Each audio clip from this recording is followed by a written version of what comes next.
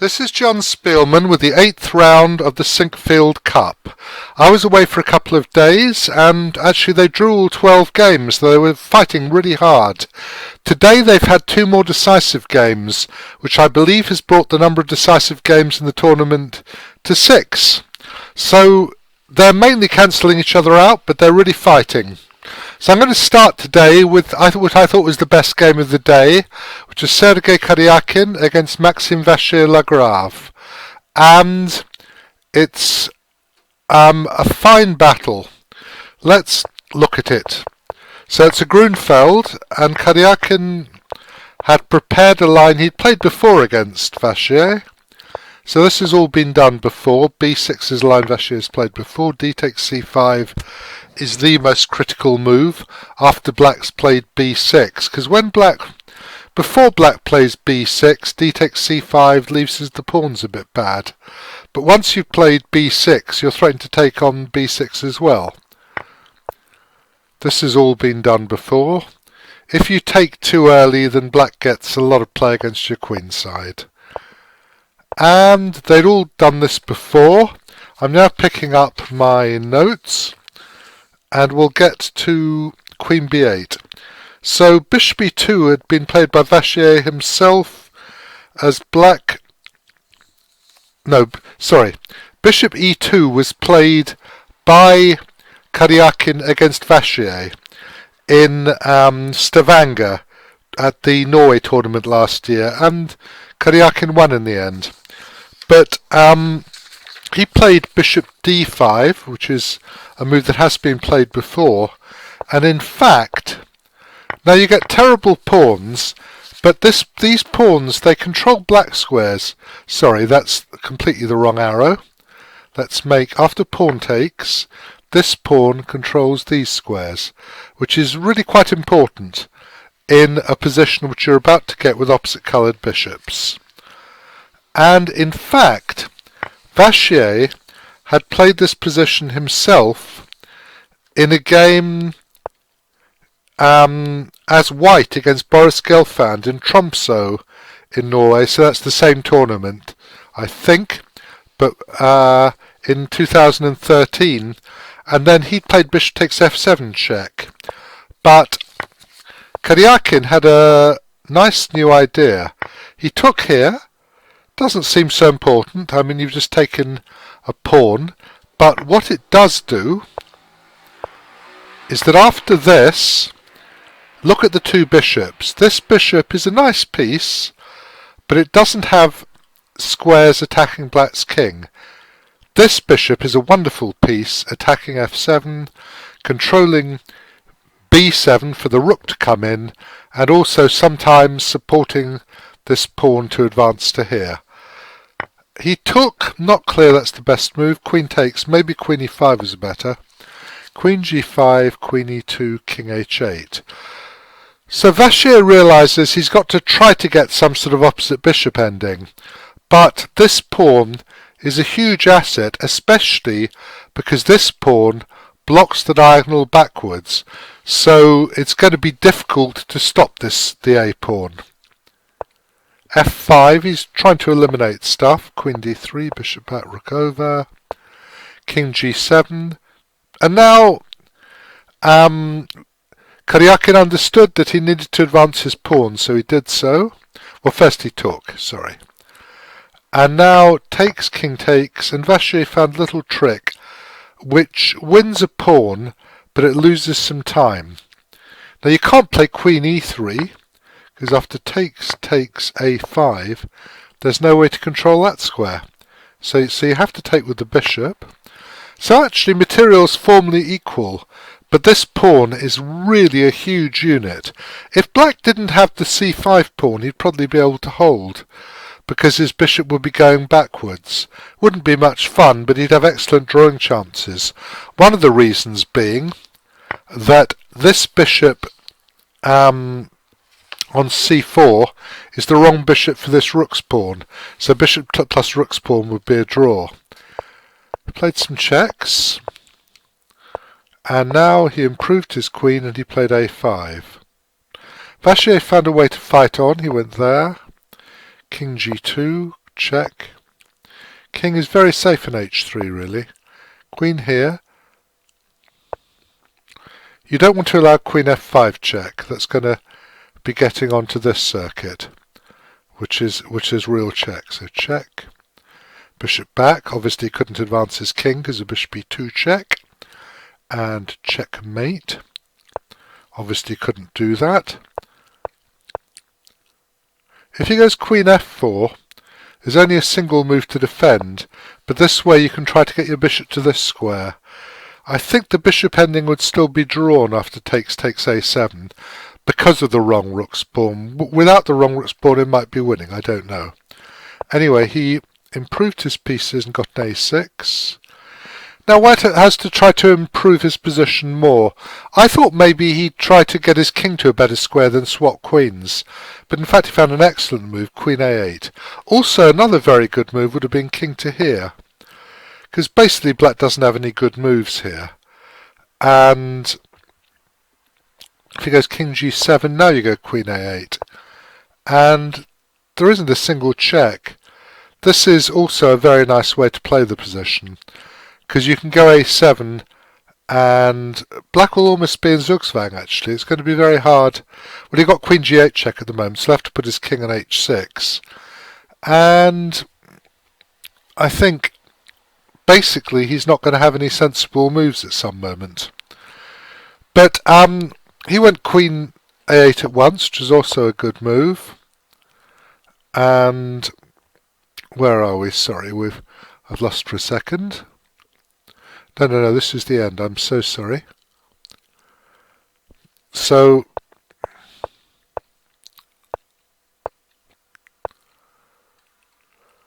he gives check and forces g4 and goes back with the queen. Bishop g7 wouldn't help because of queen d5, queen takes pawn, queen d2 check, for instance. So if here, queen takes pawn. I'm doing this in real time, by the way, but it's not very difficult, is it? And check. I hadn't noticed that line before. So he went queen e7, queen f3, queen takes pawn, queen takes bishop, and check. And his last trick was that if king h4, queen to here check, king takes queen is stalemate. Very pretty defence. But black's king is so bad you can just put your bishop in the way. He went to d3. Going to b3 also works perfectly well. Has to take the bishop. King h4. Queen d4. So he's pinned the pawn, but it goes check, queen to there, g5 mate. And Vachier actually allowed the mate on the board. And I must say I greatly approve of that, because sometimes your opponent plays a beautiful game and it's worth actually letting the guy give checkmate. You don't do it very often. It's a sign of great approbation, saying you played a great game and well done. So that was that game. The other decisive game was Nepo. I don't know as much about this game. It's Gio Capiano. Let me turn off this engine. Turn off. We got an assessment. It doesn't matter very much. We'll survive with it. Lot of moves. This is sort of the new way they play. This is to induce b5, which later turns out to have been a weakness. Black must be fine at this point, I assume. But he's starting to get some space on the queen side. Maybe slightly better for him. He took. I don't know if e4 is a reasonable idea to give up a pawn for some squares. It doesn't look completely stupid to me. Sorry, you can't do it because you... Yes, you can do it, maybe. Now the knight gets to c5, and this is quite unpleasant. Excellent move. If you bow bishop e6, then you're threatening bishop h3, but white will notice. So knight c5 would allow bishop h3, but you just go rook f1. And I thought it might go like this, actually. Here, and just take this. Take. And you have a rather wonderful position. It really isn't very much fun for black. It looks a bit like a King's Gambit or something. White's got such a lot of control of the position. I'm sure black can fight a bit, but it looks like you've got more than enough for the exchange here to me. Really lovely position. You're playing d4, you've got d5 as a fork, which will gain a tempo, so you can't go knight to e5 because of d4. And it just looks like a wonderful position. I'm going to ask the engine here what it thinks. Plus a pawn, yeah, that's about right. Anyway, he didn't do that. He, where are we? He actually played queen g6, king h2, and the bishop that way to stay in this diagonal. And Nepo was able to avoid too many bad things happening by blocking the diagonal. So white has a positional advantage now. Black's got 3 pawn islands, and this pawn is quite weak. The pawn on a6 is quite weak. And he tried to get some counterplay, but didn't particularly succeed. The engine actually likes g4, knight e7, knight g3 here, but I mean you wouldn't do it. I wondered if you could go d4 to try to open up this diagonal, but actually knight to here is very strong apparently. But you wouldn't do any of such a thing in a game. I mean, why would you weaken yourself? Nepo is very calmly leaving this on, leaving this pawn on prise, and just getting on with the game. And he took it. So now Iranians managed to get g3 to try to get perpetuals, but he's not really got much of a position. He got knight e3, queen e1. Actually, this is a much better move, much cleaner move. Takes the bishop off defending this square. Takes, just bring the knight back and carry on playing. Would have been better, I think, in fact. But I mean, this wasn't bad, of course.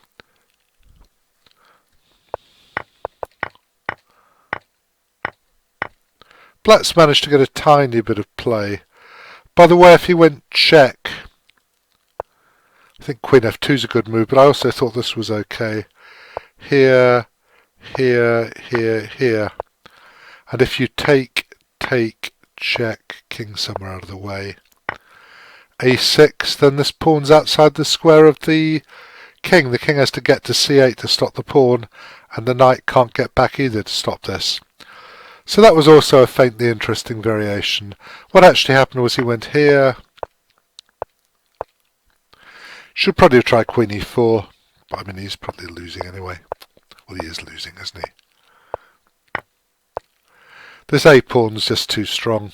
Too many things can go wrong. That stops all the perpetuals, of course, and he ran into queen f3 check. So a good game by Nepo. Now I'm going to show some other moments. I'm going to show Magnus's game very quickly. That was, he played a new idea in the opening. This position had apparently been played a few times. Queen a2, he played queen c2. h4 takes. Apparently h takes g5 has been played a few times. His idea was to sacrifice a pawn. I thought he was going to go bishop e5, but after f6, bishop b8, rook b8, bishop c4, b5 is an excellent move. If you take a6, you have to go bishop f1 to avoid losing material, which is pretty ridiculous, to avoid the skewer along here. You can do this. I mean, actually, the engine I consulted said this was equal, but my feeling is that this is at least equal for black. That's got a very pleasant position here. You can put the knight in d4, but black's got a nice queen side. I wouldn't be happy as white here, even if the engine says it's equal. Magnus had a completely different idea. He went f4. It's clearly his preparation. I mean, I think he'd taken just a couple of minutes to reach this position. Ding had a very long thing, played very well. Bishop here would not have been a good move. There would have been rook to here, bishop takes bishop, knight to there, checkmate. That would not have been a good idea. But this happened. Threatening mate on g7. And this is probably about equal. I thought it might be better for black, but it's not. You can't play, if f4 you just go king away, and now when you've taken g3, bishop takes, it's black's king that's in trouble, and in this position you can't go bishop f4, because a rook takes bishop first, king takes, and then pawn takes bishop, which is certainly good for white. So what happened was he went here.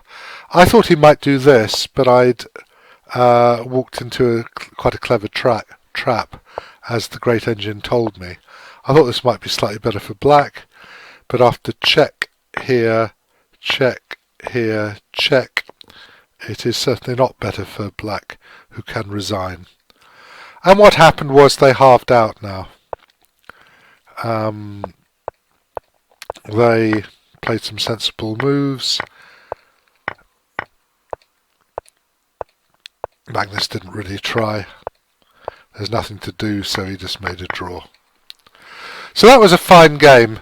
There are three other games. Nakamura against So was a big... So had to defend himself very accurately in the Queen's Gambit decline. I'm not going to have time for that, I think. And Caruana against Anand was still going on when I started this roundup. Started preparing this roundup. It ended in a draw. Anand got into a bit of trouble, was able to sacrifice the exchange.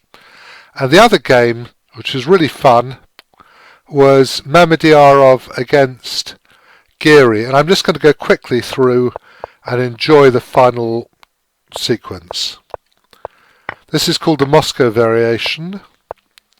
It's a reasonable move. White has got space, but black has the two bishops. That's a fine move, saying, okay, I'm going to give up the g6 pawn to attack, really. If you go bishop e8, then he takes an f6 and wins a reasonable pawn. Important intermezzo. You have to do this as white, you got no choice.